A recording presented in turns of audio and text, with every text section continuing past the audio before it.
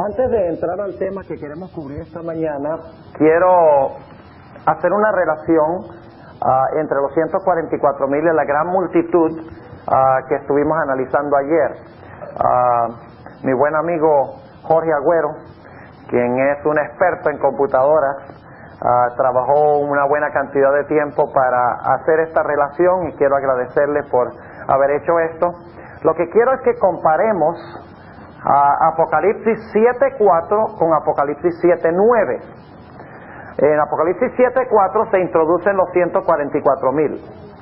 En Apocalipsis 7:9 se introduce la gran muchedumbre. Quiero que ustedes vean que cada elemento de Apocalipsis 7:4 tiene su contraparte en Apocalipsis 7:9. Ahora, vamos a leer esos versículos primero. Y entonces, después de leer esos versículos, ustedes van a ver que cada elemento del versículo 4 tiene su contraparte en el versículo 9, que indica que es el mismo grupo, pero bajo diferentes circunstancias. En el versículo 4 están siendo sellados para prepararse para la tribulación, en la cual serán protegidos. Y en el versículo 9 está hablando del mismo grupo ya salido de la tribulación, ya victorioso en el mar de vidrio. Ahora, quiero leer estos dos versículos primero para que ustedes puedan notar la relación. Dice en el versículo 4, y oí el número de los señalados. 144,000 señalados de todas las tribus de los hijos de Israel. Y luego el versículo 9 dice, después de estas cosas miré, y he aquí una grande compañía, la cual ninguno podía contar, de todas las gentes y linajes y pueblos y lenguas, que estaban delante del trono y en la presencia del Cordero, vestidos de ropas blancas y palmas en sus manos. Ahora vamos a mirar en primer lugar el versículo 4, y ustedes se dan cuenta que en el versículo 4, aunque dice 7, 1 al 8, está hablando de todo el proceso del sellamiento. En el versículo 4, Juan oye, mientras que en Apocalipsis 7 y el versículo 9, Juan ve. ¿Ven la relación?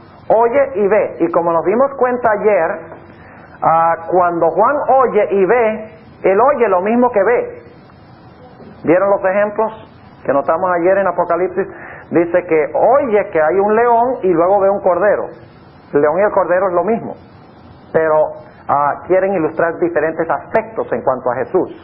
Ahora, nuevamente en el versículo 4, dicho sea de paso, en Apocalipsis 7, 1 al 8 tenemos a la iglesia militante, y en Apocalipsis 7, 9 al 17 tenemos la iglesia triunfante. ¿Entienden eso, verdad? La iglesia militante es cuando van a ser sellados para pasar por la tribulación, para que Dios los proteja. Mientras que en Apocalipsis 7, 9 al 17 tenemos ya la iglesia triunfante, ya está en el mar de vidrio, ya ha pasado por la tribulación. Ahora vamos a notar, tenemos lo mismo aquí en el oye en el versículo 4, y noten que en el versículo 9 ve o mira. Vamos ahora al lado izquierdo. Oye, ¿qué cosa? El número. Pero, ¿qué ve? Un grupo que nadie podía contar, ¿verdad? O sea, el número tiene el propósito de ilustrar el hecho de que estos son israelitas, por eso es un múltiplo de 12, son verdadero Israel. Pero en la segunda parte, en Apocalipsis 7, 9 al 17, se quiere enfatizar que no es un número literal, sino que son un número que nadie puede contar. Ahora vamos a la columna izquierda, dice 144,000. Pero cuando uno mira Apocalipsis 7, 9 al 11, los 144,000, la explicación es que ¿qué? Que es una gran multitud. Nuevamente vamos a la columna izquierda de los hijos de Israel. ¿Qué significa eso de los hijos de Israel? En la segunda mitad dice de cada nación, tribu, lengua y pueblo. Y luego volvemos a la columna izquierda de cada tribu. Y al lado derecho tenemos la explicación de lo que significa de cada tribu, de todas las tribus, pueblos y lenguas. En otras palabras, la segunda parte de Apocalipsis 7 es una explicación de la primera parte de Apocalipsis 7. Quiere mostrar que el número no es literal y que no son israelitas literales. ¿Entienden lo que estamos diciendo? En otras palabras, 144,000 se usa porque está hablando, es el número de Israel intensificado. Pero la segunda mitad del capítulo dice, no piensen ustedes que estos son israelitas literales, nada más porque usamos el número 12 intensificado. No, ellos son Israel espiritual y son de toda nación, tribu, lengua y pueblo. Creo que ya tenemos la explicación de abajo. Vamos a poner la explicación de abajo. Número 6. ¿Estos son qué cosas? Sellados. En el otro lado están vestidos de qué? De ropas blancas. Ser sellado significa lo mismo que estar vestido de ropas blancas. Ok, ahora tenemos número 7. ¿Qué están haciendo los ángeles? Están reteniendo los 4 vientos a fin de no dañar la tierra o el mar. Noten que los 144,000 son sellados antes de la tribulación a fin de estar en pie durante la tribulación. Ahora, vamos a la segunda parte de la columna. Los vientos son ¿qué? Sueltos o soltados. Ellos han pasado victoriosamente a través de la grande tribulación. Y entonces da algunas referencias donde ustedes pueden ver cuál tribulación es esta. Como mencionamos ayer, es la conflagración final, es la tribulación, la grande. No es cualquier tribulación, es la tribulación final, el tiempo de angustia de Jacob. No cabe duda de que la gran muchedumbre que nadie podía contar pasa por el tiempo de angustia de Jacob. Si este es el caso, tienen que estar vivos, porque el tiempo de angustia de Jacob es después del cierre de la gracia, y después del cierre de la gracia no va a morir ningún hijo de Dios. Así que quería presentarles esta relación, y espero que hayan entendido un poquito mejor la relación entre Apocalipsis 7:4 y Apocalipsis 7 y el versículo 9. Sí, hermana, ¿cómo no? Como esto va a ser algo tan terrible, las personas en nuestras iglesias hay tantas personas mayores y enfermas. ¿Qué pasará? Con las personas enfermas y las personas ancianas, pues no será fácil. Al igual que no será fácil para las mujeres que están embarazadas y tienen niños pequeños. El Señor Jesucristo dijo, ay de las preñadas en aquellos días. Pero el Señor, si la fe de esa gente está fuerte, el Señor los sustentará y le dará fuerzas. Fuerzas de donde no hay, ¿verdad? Dará sus fuerzas como el águila y aumentará sus fuerzas como el búfalo. Sí. Jehová es nuestra fortaleza, dice el rey David varias veces en los Salmos. Así que Dios sustentará. Exactamente. Si Dios pudo preservar los zapatos de Israel 40 años en el desierto, Él no va a tener ningún problema preservando la fuerza de las personas ancianas y etcétera. Bien, ahora queremos entrar a nuestro estudio de esta mañana, que vamos a hablar sobre por qué no está presente en la lista de las tribus de Apocalipsis 7, la tribu de Dan.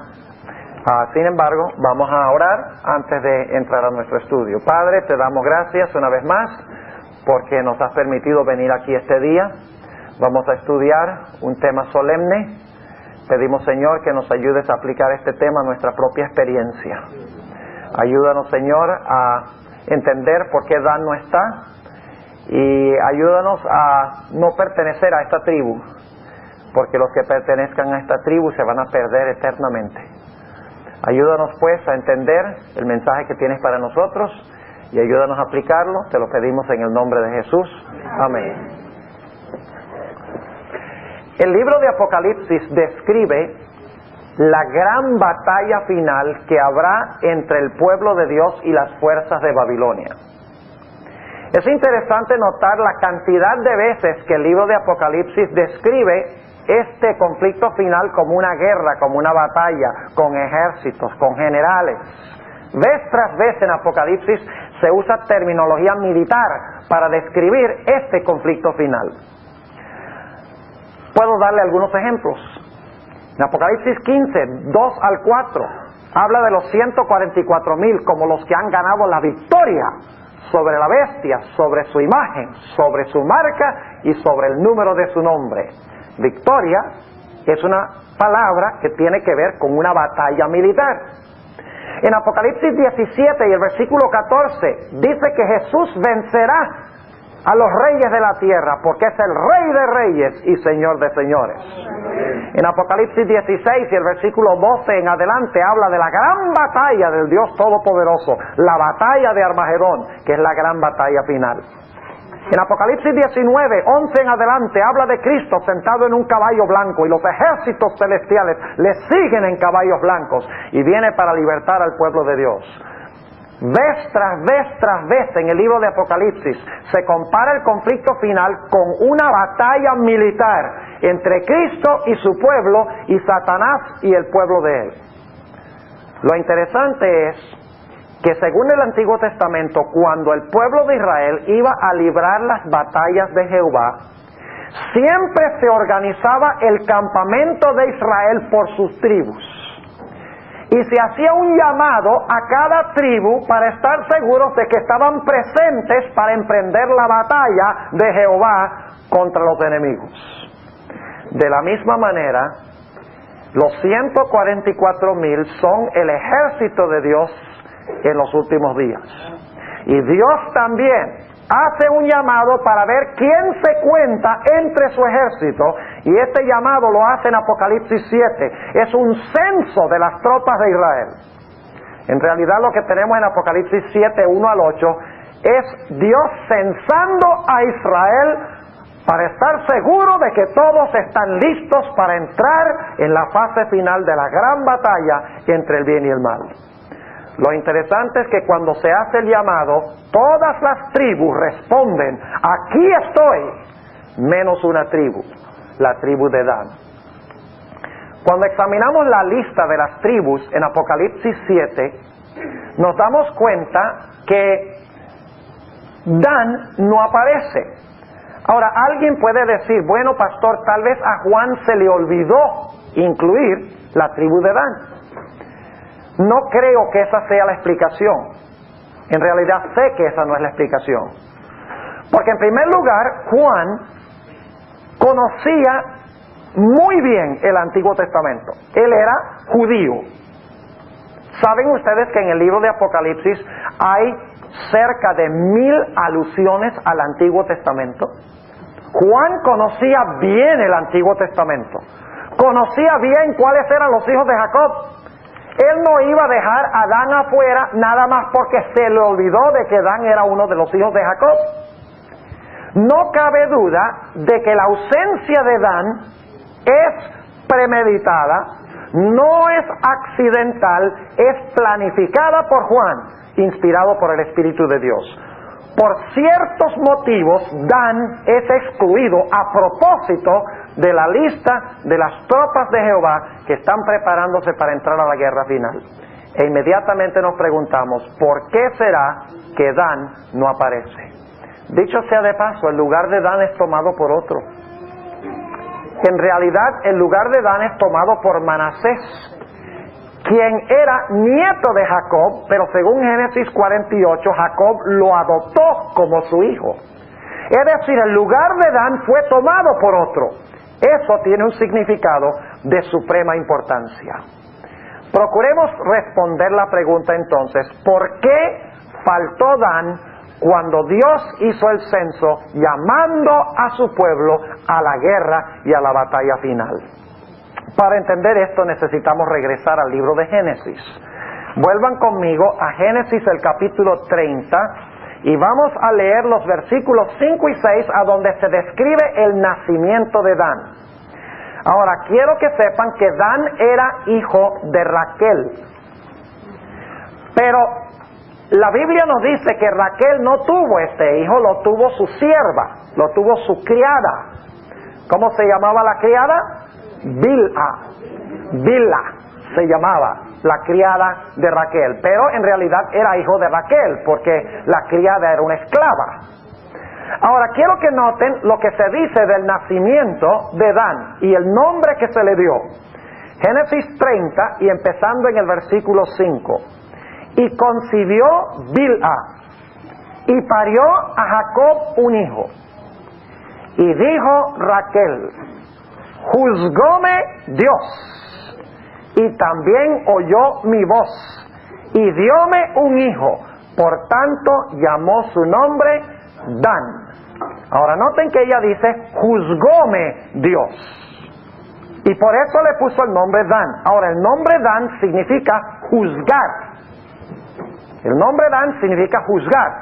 Por eso no es ninguna coincidencia de que el escritor del libro de Daniel fue Daniel. ¿Sabe usted que el nombre Daniel es un nombre compuesto de dos palabras hebreas?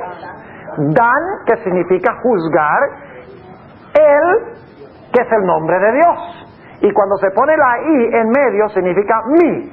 Es decir, Daniel significa Dios es mi juez. Ahora, cuando ustedes encuentran en el Antiguo Testamento nombres que terminan, por ejemplo, en Elías, termina con el sonido ya, Elías, en inglés es Elijah. La palabra ya al final se refiere a Jehová. ¿Ve? Elías. Y fíjense que el nombre de Elías tiene el nombre de Dios y Jehová.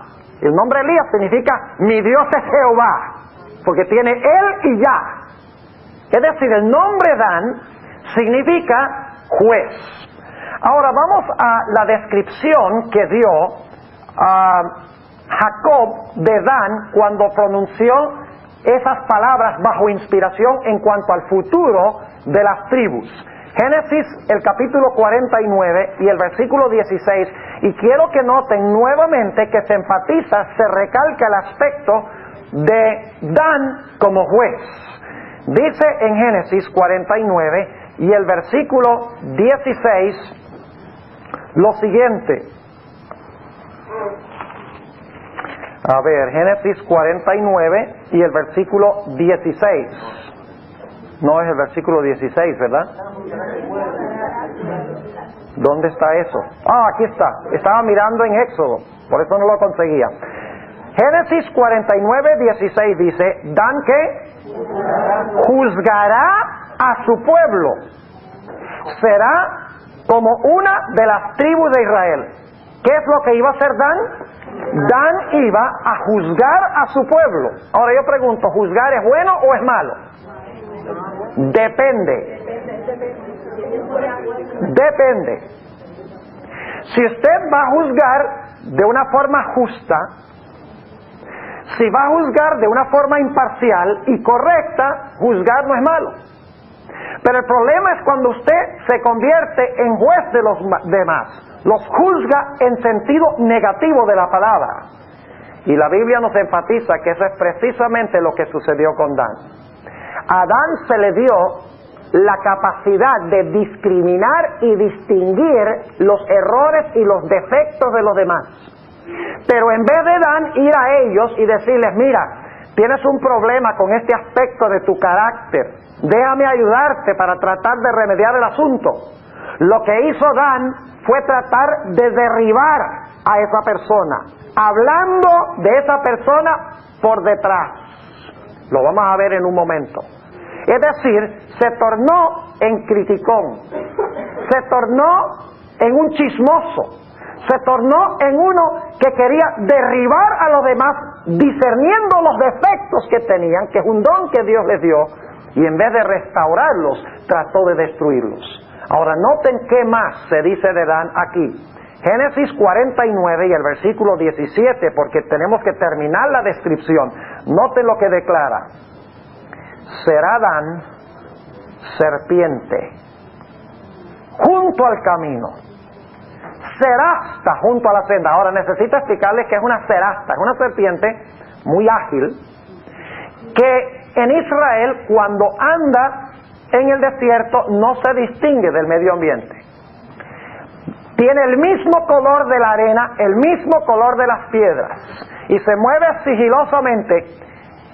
Tiene aproximadamente, cuando llega a su tamaño completo, aproximadamente 2 pies de longitud. Ahora dice, será Dan serpiente junto al camino, cerasta junto a la senda. Y ahora noten lo que hace esta serpiente. Dice que muerde los talones de los caballos y hace caer por detrás al cabalgador de ellos. Ahora fíjense, ¿qué es lo que hace Dan? Es como una ¿qué? Como una serpiente. Como una serpiente que cuando está cabalgando un caballo y apenas pasa el caballo, sale la serpiente y muerde la parte de atrás del caballo con el fin de que el caballo se asuste y eche de su montura al jinete. Es decir, el propósito es hacer caer al jinete, mordiendo por atrás. Es interesante cómo se usa esta combinación en el versículo 17, la última parte dice, y hacer caer por detrás al cabalgador, y luego dice que muerde los talones de los caballos. En otras palabras, el nombre Dan se enfatiza que muerde ¿cómo? Por detrás.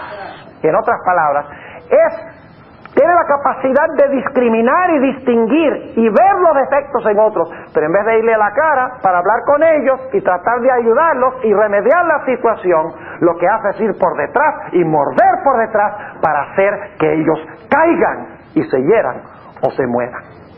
En otras palabras, Dan representa a los chismosos, representa a los criticones, representa a los cuenteros, a los forjadores de escándalos, a los acusadores en la iglesia. Dan es un individuo que tiene visión de rayos X para conseguir los defectos de los demás. Tiene una precisión microscópica y matemática para discernir los defectos de los demás, pero no con el fin de restaurarlos, sino con el fin de derribarlos y tumbarlos, mordiéndolos por detrás. Dan podría haber sido de gran bendición para el pueblo de Israel. Podría haber mantenido al pueblo de Israel en el rumbo correcto, pero en vez de ayudar, lo que hizo fue derribar y destruir. Ahora yo quiero que ustedes noten cómo se conecta la serpiente con la lengua. Vayan conmigo al Salmo 140, y esta mañana estamos hablando del don de lenguas.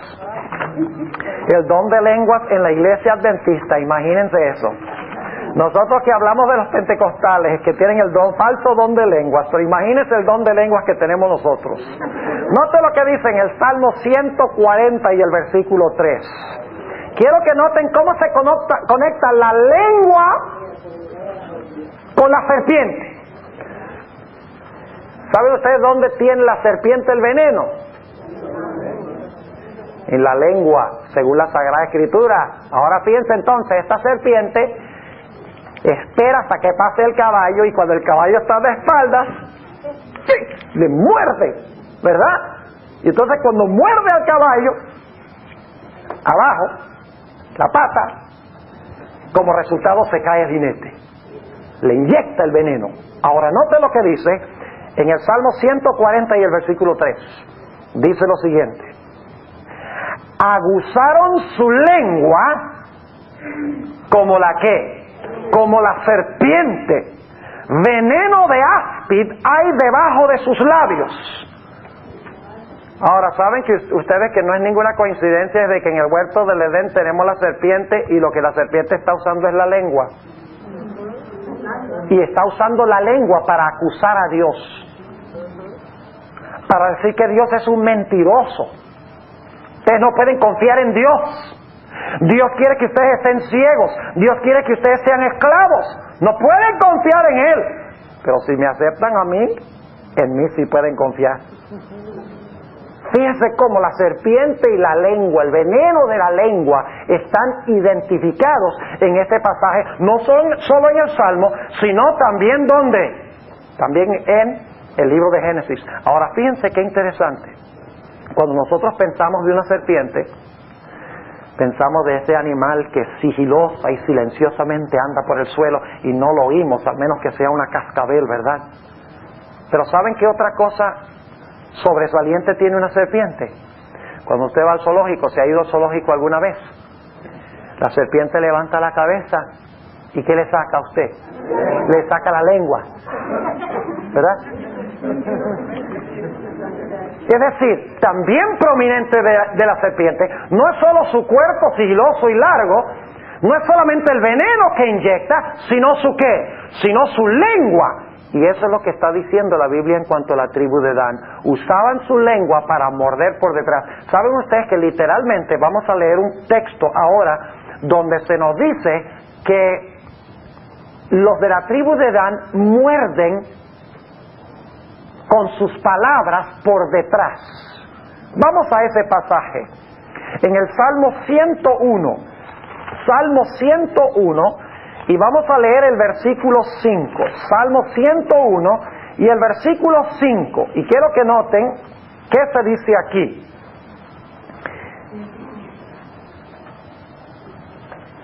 Salmo 101 y el versículo 5. Dice: al que solapadamente, ¿qué significa solapadamente? No usamos mucho esa palabra, solapadamente. Tengo algo debajo de la solapa y no la ven, ¿verdad? Solapadamente significa secretamente, encubiertamente. Noten, el que encubiertamente infama. ¿Qué significa infama? Hablar mal, difamar, podríamos decir también. El que solapadamente difama, ¿saben? La palabra en inglés es slander. ¿Conocen esta palabra slander?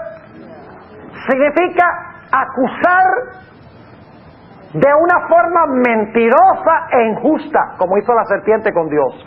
Dice: al que solapadamente infama a su prójimo, yo le cortaré. Otras versiones dicen: yo le destruiré. No sufriré al de ojos altaneros y de corazón vanidoso. Ahora, por ahora yo quiero que ustedes noten que en este versículo se identifican dos características. Característica número 1 es usar la lengua para acusar o infamar o difamar a nuestro prójimo con la lengua. La otra característica es ser altanero y de corazón ¿qué? Vanidoso. Antes de terminar esta mañana vamos a ver que estos dos pecados están estrechamente relacionados. El orgullo, la vanagloria, está estrechamente relacionado con el problema de la lengua, con el falso don de lenguas que muchas personas tienen. Ahora, no vamos a entrar en eso ahora, pero dentro de un rato vamos a hablar un poquito más de eso. Ahora, vayan conmigo al Salmo 15. Vayan conmigo al Salmo 15 y vamos a notar en este Salmo de los 144,000 otro detalle interesante en cuanto a la tribu de Dan. Ahora, este Salmo es el Salmo de los 144,000, ¿sí o no? Lo vimos anoche. ¿Cómo sabemos eso? Bueno, vamos a leer el versículo 1. Jehová, ¿quién habitará en tu tabernáculo? ¿Quién residirá en el monte de tu santidad? ¿Cuál es la respuesta que da el libro de Apocalipsis a esas preguntas? ¿Quiénes son los que habitan en el tabernáculo de Dios? ¿Les sirven día y noche? ¿Quiénes son los que están en el monte de su santidad, del monte de Sión? Los 144,000. Este es el Salmo de los 144,000. Y ahora noten las características. Quiero recalcar una característica. Dice: el que anda en integridad y obra justicia y habla verdad en su corazón. Pregunto, los 144,000, ¿qué dice? ¿En su boca no fue hallado mentira o engaño? Aquí dice que este grupo que va a subir al monte de la santidad de Dios, que van a servir en su tabernáculo, declara que habla la verdad en su corazón. Y ahora viene la frase clave: el que no detrae con su lengua. Ahora, esa palabrita detrae, esa no es una buena traducción. Calumnia tampoco, porque no traduce el sentido original del hebreo. ¿Saben ustedes qué quiere decir el hebreo? Significa morder por detrás con su lengua. En inglés la traducción es más fidedigna. En inglés es la palabra backbite. ¿Sabe lo que significa la palabra backbite? Significa morder ¿qué? Morder por detrás. Pregunto, ¿es eso lo que hace Dan con el caballo para tumbar al jinete? ¿Lo muerde por detrás? Claro que lo muerde por detrás. Ahora escuchen bien. ¿Saben por qué Dios odia este pecado por encima de todos los pecados que menciona la Sagrada Escritura? Sencillamente porque es el pecado que caracteriza más a Satanás que cualquier otro pecado. Los que tienen esta característica reflejan la característica principal de Satanás, que es usar la lengua para mentir, para criticar y para destruir la reputación de Dios. Ahora yo quiero comprobarles ese punto. En realidad Dan es un microcosmo de Satanás. Lo que era Dan, en realidad lo fue Satanás primero en las cortes celestiales. Y ustedes dicen, ¿cómo así? ¿Cómo sabemos eso? Vamos al libro de Ezequiel, para que ustedes vean el primer danita de la historia fue Satanás. Y Dan fue solamente un pequeño Satanás, por la forma como usaba su lengua. Noten Ezequiel, el capítulo 28, y vamos a leer en el versículo 16. Hay una palabrita allí que no es muy común y que muchas personas no entienden. Dice en el versículo 16, a causa de la multitud, está hablando de Lucifer, cuando estaba en el cielo, a causa de la multitud de tu contratación fuiste lleno de iniquidad. Ahora, inmediatamente nos preguntamos, ¿qué es eso de contratación? A causa de la multitud de tu contratación fuiste lleno de iniquidad. ¿De dónde viene esa palabra contratación? Viene de una palabra contrato. Contrato. ¿Cuántas personas necesita usted tener para tener un contrato? Yo hago un contrato conmigo mismo. ¿Cuántas personas necesita por lo menos para hacer un contrato? 2. Ahora, surge la pregunta, ¿con quién hizo Satanás el contrato? ¿Y qué significa esto? La multitud de tu contratación. ¿Saben algo interesante? Esta palabra contratación es una palabra muy rara en el idioma hebreo. No se encuentra mucho en el Antiguo Testamento. Pero saben que se encuentra en 2 otros lugares donde se traduce la misma palabra de una forma distinta. Vayan conmigo a esos 2 lugares. Una de las referencias está en el libro de Ezequiel. Vayan conmigo a Ezequiel, el capítulo 22 y el versículo 9. Ahora les voy a mostrar qué contrato estaba haciendo Satanás y con quiénes. Está tratando de vender algo, Satanás. Está tratando de vender mercancía. ¿Pero qué está tratando de vender? Noten Ezequiel 22 y el versículo 9. ¿Cuál es la primera palabra de este versículo? Calumniadores hubo en ti. ¿Sabe que esa palabra es la misma palabra contratación que encontramos en Ezequiel 28, 16? ¿Qué está tratando de vender Satanás? ¿Está tratando de vender qué? Calumnias. ¿Y a quiénes les está tratando de vender calumnias? A los ángeles. ¿Saben ustedes que en inglés la palabra contratación se traduce traffic?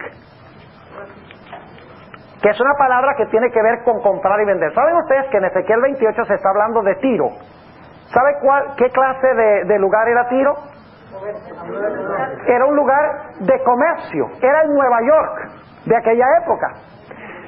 Era un lugar que estaba en la costa, al norte de Israel, donde está el Líbano hoy.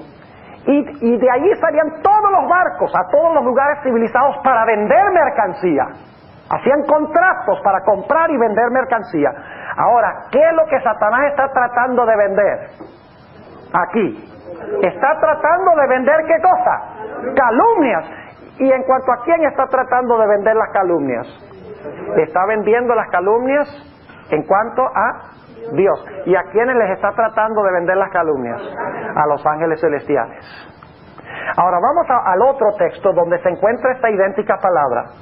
Levítico 19 y el versículo 16 se traduce un poquito diferente, pero es la idéntica palabra hebrea. Levítico 19 y el versículo 16.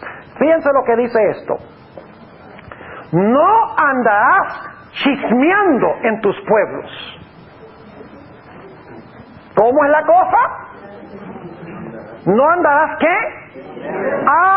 Entonces, ¿qué significa contratación o tráfico? Significa tratar de vender ¿qué? Mentiras, calumnias, chismes. Saben que en inglés usamos el mismo tipo de terminología. Decimos, you can't sell me that one. I don't buy that. ¿Qué significa? No te creo lo que me estás diciendo. Yo no compro esa mentira. ¿Qué está tratando de hacer Satanás? Está ejerciendo sus poderes de Dan, por así decirlo. Está calumniando a Dios, está mintiendo en cuanto a Dios, está tratando de vender sus mentiras. Ahora pregunto, ¿en el cielo hubo compradores? ¿Cuántos compraron? Una tercera parte de los ángeles se compraron las mentiras de Satanás. Ahora, ustedes recuerdan que leí en el texto donde dice que el orgullo y el uso de la lengua están relacionados. ¿Saben algo interesante? Cuando ustedes miran la experiencia de Lucifer, dice que hizo contrato, ¿verdad?, con los ángeles. Y dicho sea de paso, ¿saben ustedes que aquí se encuentra esta palabra contratación en Ezequiel 2 veces? Una vez es cuando cae del cielo y la otra vez es después del milenio.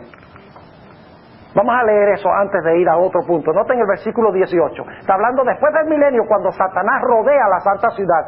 Dice, con la multitud de tus maldades y con la iniquidad de tu contratación, ensuciaste tu santuario. Yo pues saqué fuego de medio de ti, el cual te consumió, y púsete en ceniza sobre la tierra a los ojos de todos los que te miran. Es después del milenio, ¿verdad? Ahora la pregunta es, ¿qué está tratando de vender Satanás después del milenio? Ese es el versículo 18. ¿Qué está tratando de vender Satanás después del milenio? Calumnias. ¿A quiénes se les está tratando de vender? A los impíos que están ¿dónde? Fuera de la ciudad. ¿Y qué les está tratando de vender? ¿Qué les está diciendo? La hermana White dice que Satanás va a decir, yo los resucité a ustedes. Nosotros somos más que los que están adentro, esos son unos ladrones, la ciudad es nuestra. Podemos atacar la ciudad y la podemos tomar. ¿Cuántos van a comprar la mentira? Por lo menos por un rato, todos van a comprar la mentira. Pero luego cuando Dios muestre ese panorama sobre la santa ciudad, la nueva Jerusalén, y ellos se den cuenta de sus vidas y vean el plan de salvación, lo que podrían haber tenido, entonces le van a decir a Satanás, no deal. Se acabó el negocio, vamos a cancelar ese contrato. Y ya no le van a comprar las mentiras, pero va a ser demasiado tarde. Así que la Biblia nos dice que este es el rasgo que caracteriza especialmente a Satanás. Y por eso es que Dan no puede pertenecer a las tribus en los últimos días, porque es un criticón, es uno que lleva cuentos, es un individuo que comparte gossip, como decimos en inglés, y Dios no puede permitir eso. ¿Saben que en la iglesia hay muchos danitas? Caníbales espirituales.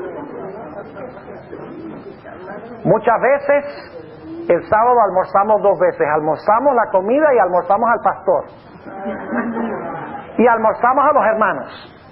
Y muchas veces lo que sucede cuando la gente nos llama por teléfono, decimos, no puede ser, ¿verdad?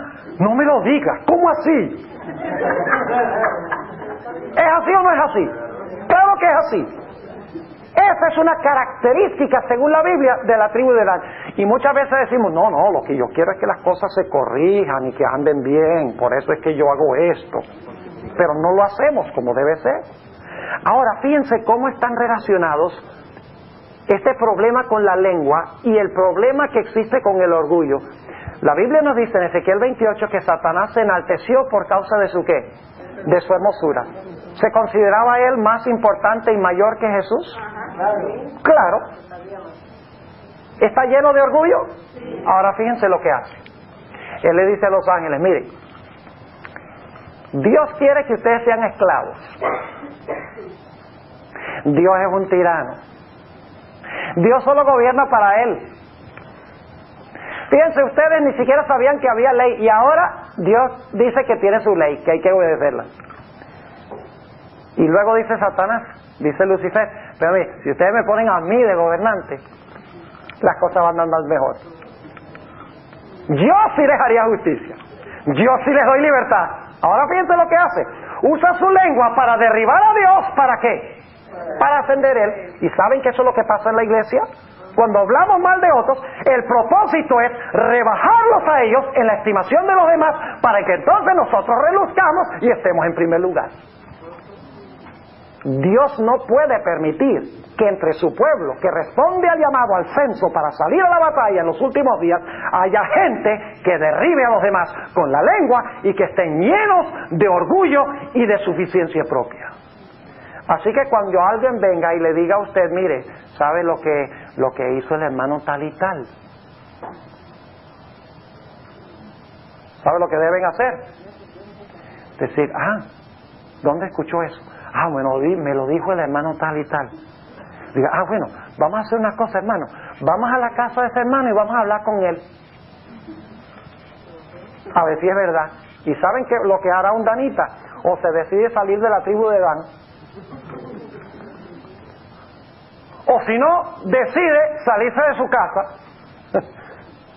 O tal vez vaya con usted para hablar con la persona. ¿Saben ustedes cómo se puede parar el chisme? ¿Cómo para usted un incendio? ¿Qué es el combustible de un fuego? ¿Qué es el combustible? El combustible es la leña, ¿verdad? Si mientras consiga que quemar, el fuego quema y el fuego consume. ¿Qué es lo que hay que hacer? Hay que hacer lo que decimos en inglés un fire line. Donde para, ¿qué cosa? Donde para el fuego. Ahora, en términos de gente, ¿cuál es el combustible del chisme? La gente es el combustible del chisme. Pero si alguien viene a usted con un chisme y usted dice, yo no creo eso, y es más, yo creo que debemos ir a hablar con el hermano para ver si eso es verdad, y si es verdad, para ver si podemos ayudarlo. En ese momento, ¿qué pasó? La persona chismosa queda desbalanceada. Dice, no, este no me sirve, porque este no está regando el chisme. Eso es lo que debemos hacer. Pero ¿cuántas veces hacemos una cosa tal? Ahora, yo quiero que ustedes noten algo muy interesante. Vayan conmigo al libro de Santiago. ¿Saben que Santiago 3 es el capítulo de los danitas? Santiago 3. Noten lo que dice en el versículo 1. Dicho sea de paso, ¿han notado ustedes que los 144,000 dice en Apocalipsis 14 que en su boca no fue hallada engaño, porque son sin mácula delante del trono de Dios? Es decir, en su boca no es hallado ningún engaño y por lo tanto son sin mácula delante de Dios, son perfectos delante de Dios. ¿Tiene algo que ver la lengua, el dominio de la lengua con la perfección? Claro que sí. Noten Santiago 3 y el versículo 1. Hermanos míos, no os hagáis muchos maestros, sabiendo que recibiremos mayor condenación. Porque todos ofendemos en muchas cosas. Y ahora escuchen esto. Si alguno no ofende en palabra, este es varón perfecto. En su boca no fue hallado engaño, porque son sin mácula delante del trono de Dios. Aquí dice que si alguno no ofende en palabra, este es ¿qué? Varón perfecto, que también puede con freno gobernar todo el cuerpo. Y luego dice, he aquí nosotros ponemos frenos en las bocas de los caballos para que nos obedezcan y gobernamos todo su cuerpo. Y luego va a hablar de los barcos. Mirad también las naves, aunque tan grandes y llevadas de impetuosos vientos, son gobernadas con un muy pequeño timón por donde quisiera que las gobierna. ¿Ves? Pequeño timón gobierna toda la nave. Un freno en la boca del caballo controla todo el caballo. Y así va a decir, y la lengüita también controla todo el cuerpo. El que controla la lengua controla todo el ser. Versículo 5. Así también la lengua es un miembro pequeño, relativamente pequeño, la lengua, comparado con otros miembros. Oh, claro que sí. Y se gloria de grandes cosas. He aquí un pequeño fuego, cuán grande bosque enciende. Y la lengua es un fuego, un mundo de maldad. Así la lengua está puesta entre nuestros miembros, la cual contamina todo el cuerpo e inflama la rueda de la creación y es inflamada del infierno. Porque ahora escuchen, va a usar otro ejemplo, las bestias se pueden domar, ¿verdad? Aún las más salvajes. Fíjense, primero dice los caballos, luego habla de las naves y el timón, y ahora va a hablar de las bestias, el domador de las bestias. Porque toda naturaleza de bestias y de aves y de serpientes y de seres de la mar se doma y es domada de la naturaleza humana. Pero ningún hombre puede domar la lengua, que es un mal que no puede ser refrenado. Llena, y ahora viene, ¿llena de qué? De veneno mortal. ¿Tiene eso algo que ver con la serpiente? Claro que sí. Con ella bendecimos al Dios y Padre y con ella maldecimos a los hombres. Qué interesante, vamos a la iglesia y cantamos el himno a Dios el Padre Celestial, al Hijo nuestro Redentor. Y luego exaltamos al Santo Consolador. Y cuando nos vamos a la casa, vamos a criticar el sermón. Y vamos a criticar cómo se vistió la hermana. Y vamos a criticar cuánta ofrenda metió el que estaba al lado de nosotros. Y vamos a criticar al pastor porque tiene un carro nuevo. Y crítica y crítica y crítica. Con la misma lengua que alabamos a Dios, derribamos al prójimo. Eso es lo que está diciendo aquí Santiago. Con ella bendecimos al Dios y Padre, y con ella maldecimos a los hombres, los cuales son hechos a la semejanza de Dios. Fíjense, está diciendo que nosotros bendecimos a Dios y maldecimos a los que son hechos a la imagen de Dios. Y luego versículo 10 dice, de una misma boca proceden bendición y maldición. Hermanos míos, no conviene que estas cosas sean así hechas. ¿Saben que nos dice el Señor Jesucristo que por nuestras palabras seremos justificados y por nuestras palabras seremos condenados? No habrá danita entre los 144,000.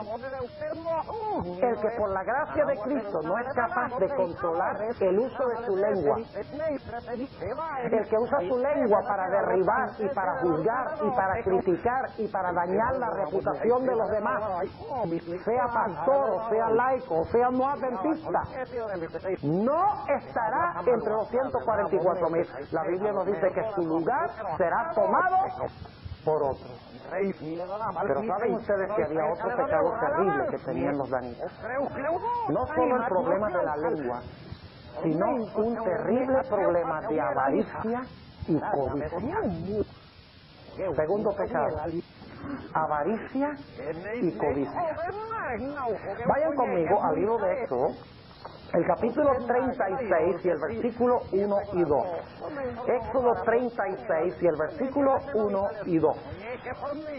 Y vamos a notar algo en cuanto a los constructores del tabernáculo del desierto. Habían artesanos capaces, tremendos para hacer obras de artesanía, obras artesanales para el santuario, de oro y de plata, etcétera.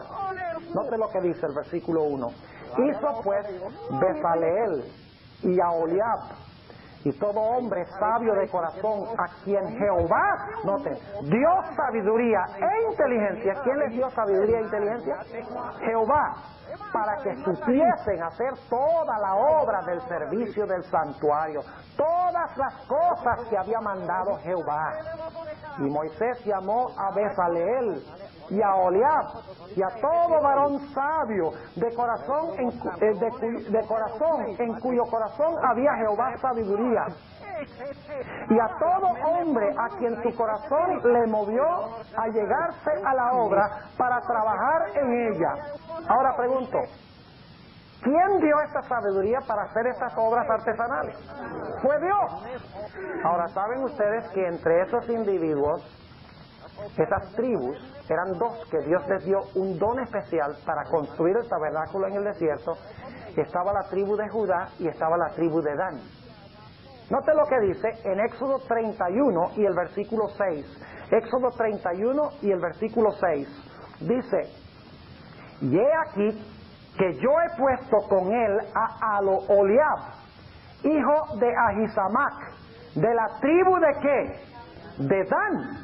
Y he puesto sabiduría en el ánimo de todo sabio de corazón para que hagan todo lo que te he mandado.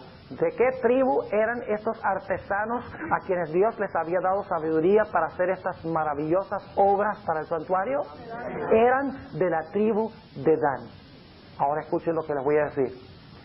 Saben que cuando las tribus de Israel se establecieron en Canaán, Dios les dio ciertos territorios a cada tribu, menos a los levitas. ¿Saben ustedes que Dios le dio a la tribu de Dan uno de los mejores lugares en la Tierra Santa? En todo el centro de la tierra de Israel, un poco al occidente de Jerusalén, Dios les dio un lugar precioso, un lugar céntrico, uno de los mejores lugares de la tierra de Palestina. Pero ¿sabe lo que hicieron los de la tribu de Dan? Después de un rato dijeron, no, aquí se paga muy poco por nuestro trabajo. No nos vamos a quedar acá. Nos invitan al santuario y no nos pagan sino un salario denominacional. Y eso es muy poquito el salario. Sí, salario de pastor, imagínese eso. Y somos artesanos capaces para hacer tremendas obras. Y por lo tanto, ellos decidieron, por motivos económicos, porque querían ganar mucho más dinero de lo que ganaban para beneficiar la causa de Dios, lo que hicieron fue mudarse al extremo norte de la tierra de Israel. Es más, cruzaron hasta llegar más allá de las fronteras de Israel y se establecieron al lado de la ciudad de Tiro. Porque allí sí había plata, porque allí había comercio, allí sí podían hacer obras artesanales y cobrar grandes sumas de dinero y llegar a ser ricos. Es decir, que con el transcurso del tiempo los miembros de la tribu de Dan se llenaron de avaricia. Ahora, la sierva de Dios dice que cuando el tabernáculo fue construido, los artesanos de la tribu de Dan todavía no habían manifestado este espíritu. Dice que con toda la bondad de su corazón ellos trabajaron en la obra artesanal del tabernáculo, pero luego dice que poco después de eso emigraron al norte de Israel, perdieron su visión, se mezclaron con los paganos y se centraron en ganar dinero para sí mismos. Se llenaron de avaricia y de codicia. Ahora déjenme completar esta historia interesante. Unos 450 años más tarde, Salomón decidió que era hora de construir el templo de Jehová. Ya no el tabernáculo en el desierto, que era una carpa provisional mientras ellos peregrinaban en el desierto. Obviamente no podían cargar un edificio, así que Dios en forma práctica les dio una carpa. Pero cuando se establecieron en la tierra de Canaán, Salomón dijo, hay que edificar una casa a Jehová. Y cuando Salomón decidió hacer eso, él dijo, ¿no será que todavía quedan algunos descendientes de Aholiab, los artesanos que construyeron las obras artesanales del tabernáculo en el desierto? ¿No será que quedan algunos de esos todavía? Y él sabía que ellos habían emigrado allá al norte de Israel y habían pasado más allá de las fronteras de Israel y estaban cerca de Tiro llenándose de dinero. Y por lo tanto, si van conmigo a Segunda de Crónicas, el capítulo 2, vamos a encontrar que Salomón se puso en contacto con el rey de Tiro. Segunda de Crónicas, el capítulo 2 y el versículo 13 y 14. El rey de Tiro se llamaba Hiram. Capítulo 2 y el versículo 13 y 14. Note lo que dice Hiram a Salomón cuando Salomón indaga de si hay todavía de esos. Dice, yo pues te he enviado un hombre hábil y entendido, que fue de Hiram mi padre. ¿Y ahora de qué tribu era este? Versículo 14. Hijo de una mujer de las hijas de ¿qué? De Dan, mas su padre fue ¿de dónde? De Tiro. Fíjense que su madre de Dan se había casado con un ¿qué? Con un pagano, exactamente. Y luego dice, el cual sabe trabajar en oro y plata y metal y hierro, en piedra y en madera, en púrpura, en cárdeno, en lino y en carmesí. Asimismo para esculpir todas figuras y sacar toda suerte de diseño que se le propusiese y estar con sus hombres peritos y con los de mi señor David tu padre. Ahora yo pregunto, ¿de dónde habían recibido este individuo específicamente su habilidad para hacer todas estas cosas? La Biblia nos dice que 400 y algo de años antes de eso, Dios, Jehová, el Espíritu de Jehová, había caído sobre los de la tribu de Dan para hacer estas obras artesanales. Lo interesante es que cuando este individuo vino a Jerusalén, Huram, le dijo a Salomón, yo estoy dispuesto de hacer esta obra, pero me tiene que pagar. Y me tiene que pagar bien. Porque yo allá, a donde estoy en Tiro, gano bastante plata. Y si no me pagan lo que yo exijo, no les hago el trabajo. Codicioso, avaricioso.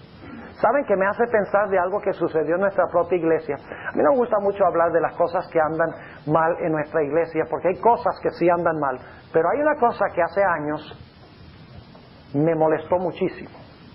Y yo lo comparto donde quiera que voy, porque yo creo que es importante que estas cosas se sepan públicamente, para que nosotros podamos, si es posible, tomar medidas para remediar la situación. Hace algunos años, hace muchos años, los administradores de nuestras instituciones médicas ganaban más o menos el mismo salario que los pastores. Pero más y más llegó a ser difícil conseguir administradores capacitados para trabajar en nuestras instituciones médicas, por la sencilla razón de que trabajando afuera en los hospitales del mundo podían ganar 10 veces más que en nuestras propias instituciones. Y por lo tanto, hace unos pocos años se decidió que se le iba a pagar muchísimo más a los administradores de los hospitales que a los pastores. Y el propósito era para poder conseguir gente bien capacitada y bien inteligente para administrar nuestros hospitales. Mi pregunta es, si nosotros tenemos que conseguir administradores que no trabajan, al menos que se les pague exorbitantemente más, necesitamos nosotros esa clase de personas avariciosas en la obra. No sucede lo mismo que lo que tenemos aquí. En el caso de la construcción del tabernáculo, del templo de Salomón, yo no veo ninguna diferencia. Ahora quiero que noten lo que dice la sierva de Dios en Profetas y Reyes en cuanto a esta experiencia. ¿Saben ustedes que Huram ganaba una cantidad exorbitante para hacer la obra artesanal del templo de Salomón? Y cuando está en la página 45 y 46. Y cuando los demás obreros supieron cuánto se le estaba pagando a Huram, se rebelaron, dijeron, si nosotros no nos pagan, tampoco trabajamos. Y se fueron en huelga. ¿Ustedes creían que los strikes era de ahora? Se fueron en huelga. Y dijeron, al menos que nos paguen a nosotros tampoco trabajamos. Y por lo tanto, Salomón cedió y tuvo que pagar grandes sumas de dinero a estos avariciosos para construir una obra santa, el templo de Jehová. Eran mercenarios en la causa de Dios. No solo tenían el problema de lengua, no solo tenían el problema del orgullo que los llevaba a hablar mal de los demás para ascender ellos, sino que tenían un corazón codicioso y avaricioso. Noten lo que dice la sierva del Señor. Habla primero de aquellos que construyeron la obra artesanal en el tabernáculo en el desierto. Dicen que eran hombres temerosos de Dios, que no esperaban mucha remuneración, que lo hicieran por el amor de su corazón, por el amor a la causa de Dios. Y luego dice ella, los descendientes de estos obreros heredaron en gran medida los talentos conferidos a sus antepasados. Es decir, sus talentos eran de Dios. Escuchen, hermanos y hermanas, si usted tiene talentos grandes como administrador, como enfermera, o sea lo que sea, y usted dice, yo voy a salir a trabajar al mundo porque ahí se gana mucho dinero, no hay ningún problema con ganar mucho dinero, pero usted dice, yo voy a acumular ese dinero para mí, yo voy a comprar esto para mí y aquello para mí, y usted ignora la causa de Dios, las necesidades de la iglesia, padece del mismo pecado de los de la tribu de Dan.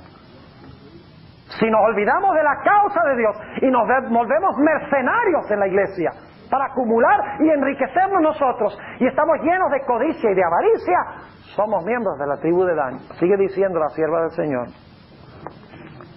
Durante un tiempo estos hombres de Judá y de Dan permanecieron humildes y abnegados, pero gradual y casi imperceptiblemente dejaron de estar relacionados con Dios y perdieron su deseo de servirle desinteresadamente. Basándose en su habilidad superior como artesanos, pedían salarios más elevados por sus servicios.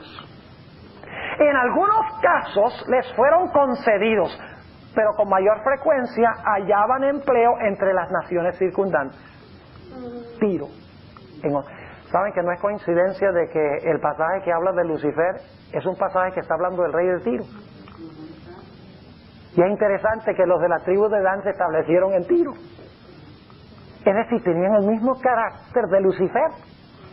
Sigue diciendo, basándose en su habilidad superior como artesanos, pedían salarios más elevados por sus servicios. En algunos casos les fueron concedidos, pero con mayor frecuencia hallaban empleo entre las naciones circundantes.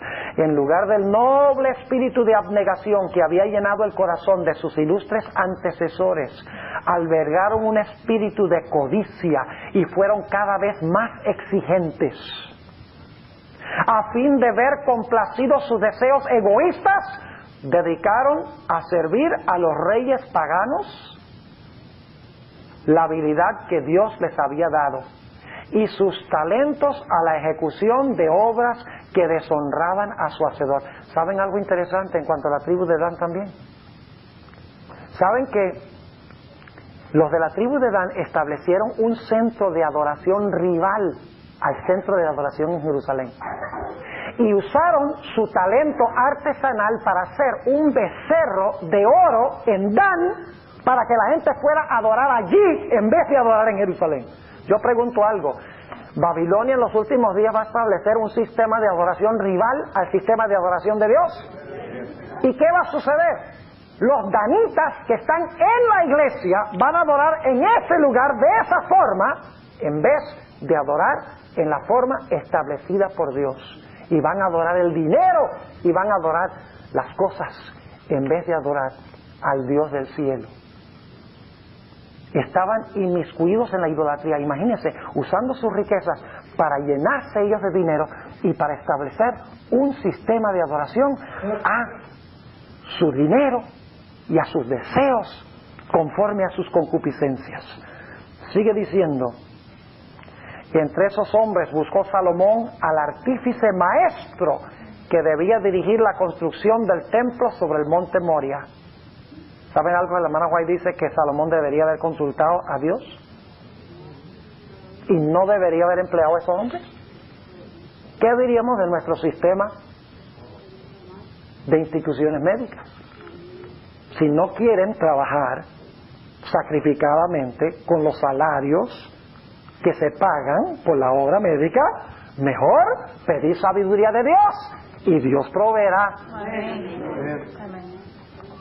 Habían sido confiadas al rey especificaciones minuciosas, por escrito, acerca de toda porción de la estructura sagrada, y él podría haber solicitado con fe a Dios que le diese ayudantes consagrados a quienes se habría dotado de habilidad especial para hacer con exactitud el trabajo requerido. ¿Acaso Dios no le dio esa habilidad a Adán y a Judá cuando se construyó el tabernáculo? ¿Acaso Dios ya no podía dar habilidad entonces? Tenía que buscar a aquel allá, el avaricioso, y sus ayudantes. No. Dice, pero Salomón no percibió esta oportunidad de ejercer la fe en Dios. Solicitó al rey de Tiro un hombre hábil que sepa trabajar en oro y en plata y en metal y en hierro, en púrpura y en grana y en cárdeno, y que sepa esculpir con los maestros que están conmigo en Judá y en Jerusalén. Y el rey fenicio contestó enviando a Hiram, hijo de una mujer de las hijas de Dan, mas su padre fue de Tiro. Hiram era por parte de su madre descendiente de Aholiab, a quien centenares de años antes Dios había dado sabiduría especial para la construcción del tabernáculo. De manera que se puso a la cabeza de los obreros que trabajaban para Salomón, un hombre cuyos esfuerzos no eran impulsados por un deseo abnegado de servir a Dios, sino que servía al Dios de este mundo, Mamón. Jesús dijo, no podemos servir a Dios y a Mamón. Mamón es el Dios del dinero. Dice, los principios del egoísmo estaban entretejidos con las mismas fibras de su ser. Considerando su habilidad extraordinaria, ¿eso fue el caso de Lucifer también? Lucifer dijo, Dios me tiene nada más aquí como un querubín cubridor. yo soy capaz de tanto más. ¿No es así? Dice, este que está ahí, Jesús. Y no lo dijo así en presencia de él, se fue entre los ángeles y dice, este es el que está ahí. ¿Quién cree que es? El Padre lo consulta a él y me consulta a mí. Y él los tiene a ustedes como esclavos. Si ustedes me ponen a mí como rey, las cosas andan mucho mejor que con él allí. Ese es cómo trabaja. Y el orgullo, y la lengua, y la codicia de posición y poder. Todos están juntos. ¿Entienden por qué Dan no está en la lista? Sigue diciendo, considerando su habilidad extraordinaria, Hiram exigió un salario elevado. Gradualmente los principios erróneos que él seguía llegaron a ser aceptados por sus asociados y contaminó a los que trabajaban con él. Mientras trabajaban día tras día con él, hacían comparaciones entre el salario que él recibía y el propio, y empezaron a olvidar el carácter santo de su trabajo. Perdieron el espíritu de abnegación, que fue reemplazado por el de codicia. Como resultado pidieron más salario y este les fue concedido. Las influencias funestas así creadas penetraron en todos los ramos del servicio del Señor y se extendieron por todo el reino. Los altos salarios exigidos y recibidos daban a muchos oportunidad de vivir en el lujo y el despilfarro. Los pobres eran oprimidos por los ricos. Casi se perdió el espíritu de altruismo. En los efectos abarcantes de estas influencias puede encontrarse una de las causas principales de la terrible apostasía en la cual cayó el que se contó una vez entre los más sabios de los mortales. Codicia, avaricia. Ahora es interesante notar que en la Nueva Jerusalén las puertas tienen grabadas los nombres de las 12 tribus de Israel, los 12 hijos de Jacob menos Dan, porque Dan cayó junto al camino por estos rasgos deplorables: idolatría, avaricia, orgullo, mal uso de la lengua, el deseo de enriquecerse y de tener poder. Pero su lugar fue tomado por otro. El nombre de Manasés estará en una de las puertas de la ciudad. Dan no está. Ahora escuchen bien. Los fundamentos de la ciudad tienen los nombres de los 12 apóstoles. Pero al igual que con las puertas de la ciudad, solo los fundamentos tienen nombres de 11 de los 12 apóstoles. Uno de ellos no está incluido. Su lugar fue tomado por otro. Inmediatamente nos preguntamos, ¿por qué en las puertas faltó uno y su lugar es tomado por otro? ¿Y por qué en los fundamentos falta uno y su lugar es tomado por otro? Sencillamente porque el carácter de Judas era igualito al carácter de Dan. Ahora voy a compartir con ustedes algunos comentarios que yo he sacado del Espíritu de Profecía. No puedo leer todas las citas, pero les voy a dar una síntesis de quién era Judas. ¿Saben ustedes que la sierva de Dios dice que Judas era más alto y más inteligente y carismático que todos los otros discípulos? Era un administrador perspicaz, inteligente y sabio. Y saben que la sierva de Dios dice que Judas se consideraba tanto superior a todos esos ignorantes pescadores. ¿Saben ustedes que cada vez que se suscitaba entre los discípulos la riña sobre quién iba a ser el mayor, el instigador, según la sierva de Dios, era Judas? No solo eso, Judas se unió a Cristo y dijo: yo estoy en esto por la causa. Para los que van a recibir el cassette, estoy moviendo los dedos, la causa, ¿verdad?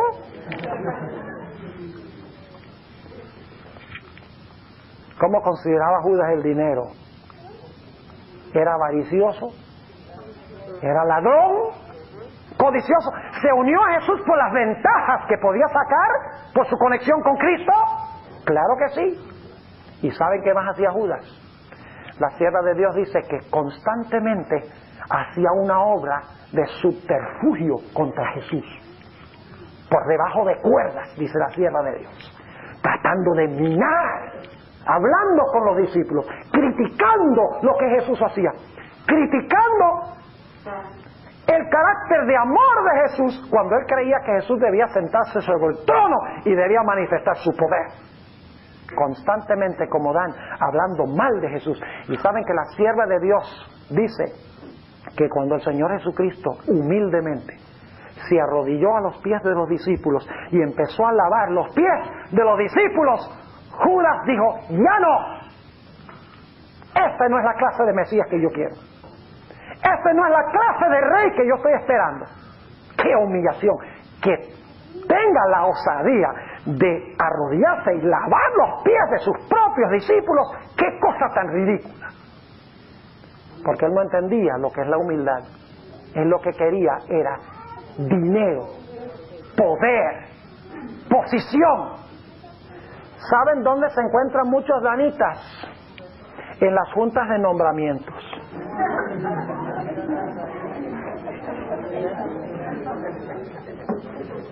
Tanto en la iglesia como en las trinales de las conferencias.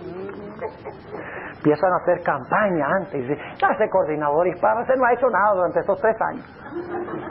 Dice: eso lo que tienen que hacer es, si me ponen a mí, van a ver cómo las cosas van a mejorar inmensamente. Y luego, cuando se hacen los nombramientos y queda cierta persona de primer anciano, el que creía que debía quedar dice: ve, ¿y por qué lo pusieron a él? Yo tengo más capacidad que él. Yo puedo hacer un trabajo tan bueno como el de él. ¿Y por qué me pusieron en la escuela sabática y no me pusieron como jefe de diáconos? Todo eso refleja el carácter de Dan. Yo me pregunto, ¿cuántas personas en la iglesia tendrán el carácter de Dan a la luz de lo que hemos analizado hoy? Es solemne, ¿verdad? ¿Saben ustedes que la mayoría de los miembros de la iglesia adventista son danitas? ¿Y saben algo? La mayoría de los miembros de la iglesia adventista van a salir de la iglesia y sus puestos serán tomados por otros. Have mercy. Y ustedes dicen: ¿dónde dice eso? Déjame leerles la cita. En el Conflicto de los Siglos, 666. No van a olvidar esta página, ¿verdad? Donde escribe a los danitas. Pero ¿saben algo? 666. Escuchen. ¿Saben que por cada uno que salga va a haber otro que va a tomar su posición? Ten cuidado que nadie tome tu corona. Dice en Apocalipsis 3:11. Cuando Judas cayó, dice: tome otro su oficio. Dios no va a quedar con escasez de gente. Yo no soy indispensable. Si yo no estoy aquí, Dios levanta a otro. Tenemos ese concepto de indispensabilidad. Ay, yo soy tan necesario, tan importante. ¿Qué haría la iglesia sin mí? Pues déjeme decirle, la iglesia a lo mejor haría mejor sin mí. Si tengo esa actitud. Note lo que dice la sierva del Señor. Escuchen esto. Aquí viene la apostasía de los danitas. La apostasía final de los danitas. Página 666, dice la sierva de Dios: conforme vaya acercándose la tempestad, muchos que profesaron creer en el mensaje del tercer ángel, ¿son adventistas? Pero que no fueron santificados por la obediencia a la verdad, abandonarán su fe e irán a engrosar las filas de la oposición. ¿Cuál fue el problema? Uniéndose con el mundo. ¿Ese fue el problema de los danitas? No nos quedamos en Israel, vamos allá a Tiro, en la plata. Y adoptaron la misma forma de pensar de los mundanos.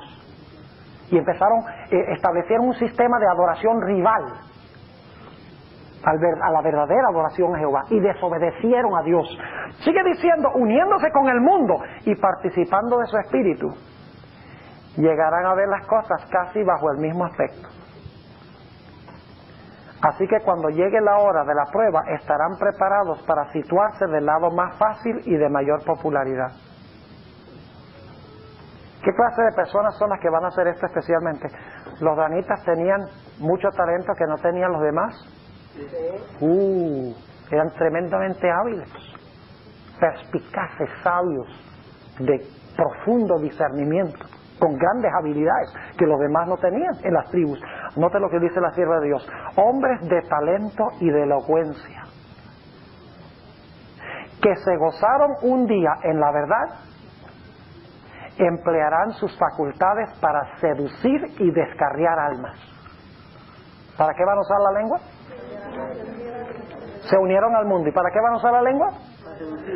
Para seducir y engañar. ¿Eso no es la característica de edad?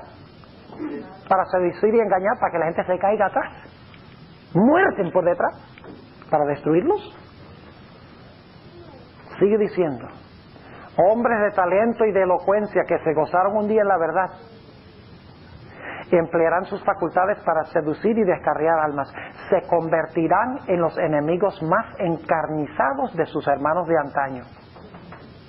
Cuando los observadores del sábado sean llevados ante los tribunales para responder de su fe, estos apóstatas serán los agentes más activos de Satanás para calumniarlos y acusarlos. ¿Dan? ¿Estamos hablando aquí de Dan? Sí, señor.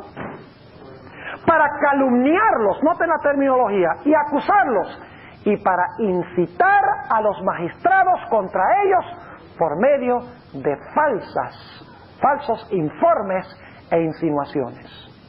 Ahora, ¿cuál va a ser nuestra protección? Dice la sierva de Dios: en aquel tiempo de persecución,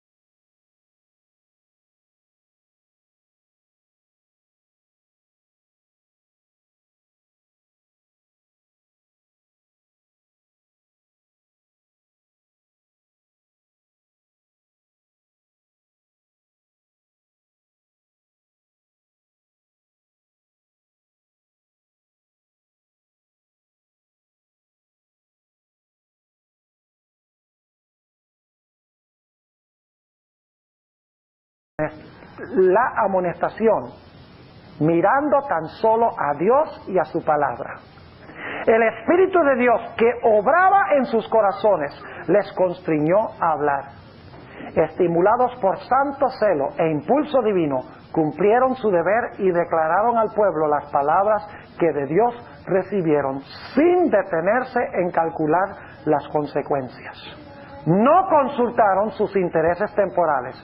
Eso lo hicieron los de la tribu de Dan, ¿verdad? Bueno, vamos a sacar la cuenta a ver si vale la pena o no. Aquí dice que los que permanecen fieles no consultan sus intereses temporales, ni miran por su reputación o aún sus vidas. Quiero terminar